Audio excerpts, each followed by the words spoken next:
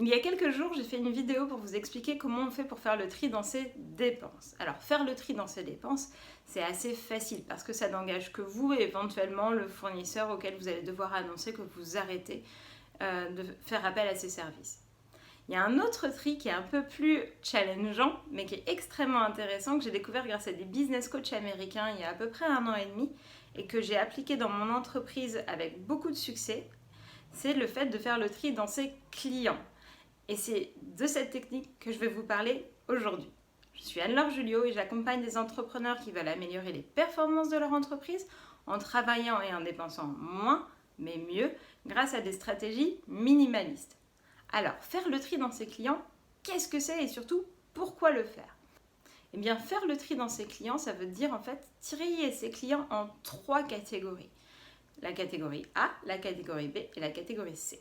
Dans la catégorie A, on met les clients avec lesquels on aime le plus travailler. Ceux avec lesquels on a le plus de plaisir à travailler, mais ceux aussi qui vont le mieux comprendre l'impact de notre travail, ceux qui vont avoir les meilleurs résultats et souvent ceux qui vont être aussi les plus rentables.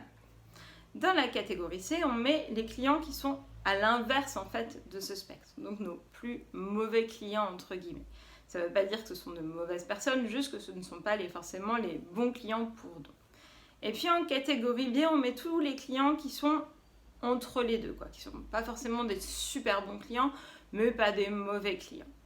Et le fait de faire cette classification, en fait, ça va vous permettre souvent de prendre conscience de certaines choses. Tous vos clients déjà n'ont pas la même rentabilité. Il y a des clients pour lesquels vous allez devoir travailler beaucoup pour avoir des résultats moyens, alors que sur vos clients de catégorie A, souvent, votre travail va donner plus vite des résultats parce que ce sont aussi des clients qui sont plus engagés. Et puis en général, ce sont aussi des clients, donc comme je l'ai dit tout à l'heure, avec lesquels vous préférez travailler.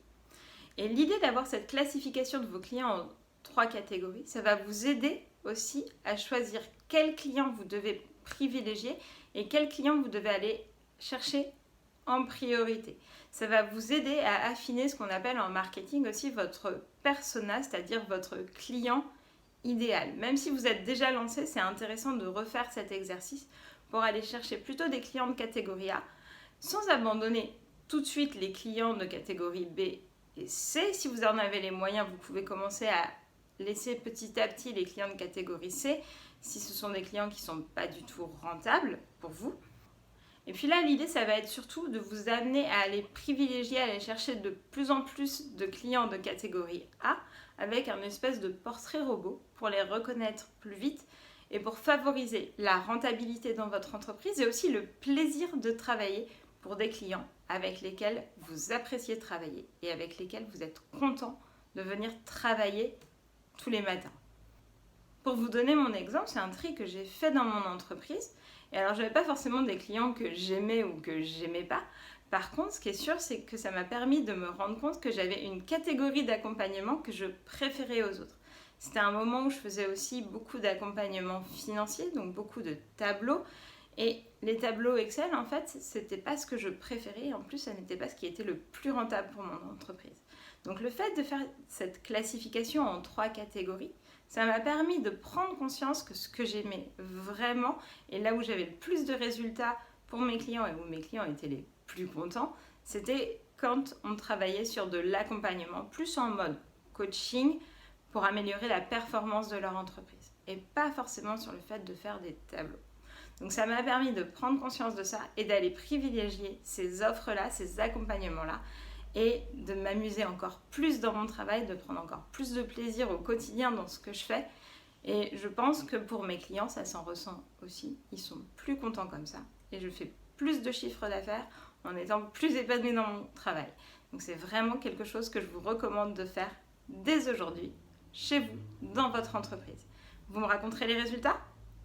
Et puis, si vous voyez que c'est quelque chose que vous avez du mal à faire seul, que vous avez l'impression que votre entreprise vivote, qu'elle devrait passer à un nouveau palier, mais que vous avez du mal à y arriver tout seul, que vous sentez le besoin d'être accompagné, n'hésitez pas à prendre rendez-vous avec moi pour discuter de ce que je pourrais vous apporter et de ce qu'on pourrait réussir à faire ensemble en cliquant sur le lien qui est en description dans cette vidéo.